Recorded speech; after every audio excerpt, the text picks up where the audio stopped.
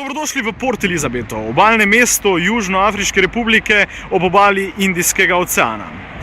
Slovenska nogometna reprezentanca bo danes popoldne tukaj igrala izjemno pomembno zgodovinsko tekmo z Anglijo za uvrstitev v osmino finala svetovnega prvenstva 2010.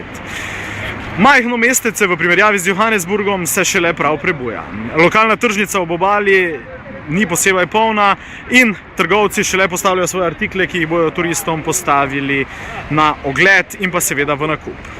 Port Elizabet je nekaj povsem drugega kot Johannesburg. Že vreme in klima sta tukaj povsem drugačna, blagodejni učinek Indijskega oceana je ozračje precej ogrel. Zagotovo pa bo še bolj vroče danes popoldne na nogometu, ko bo Anglija reševala svojo čast in pa ponos, Slovenija pa bo poskušala pisati zgodovino. Ta obala je sicer znana po tem, da se ji velikokrat približajo morski psi, a v teh dneh to nekako ni mogoče.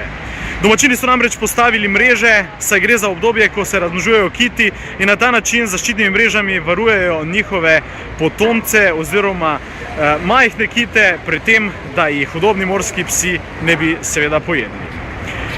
Port Elizabet ima veliko manj prebivalcev, kot jih ima Johannesburg, je pa zato mesto nekako bolj prijazno, manj nevarno in pa rečemo temu bolj toplo.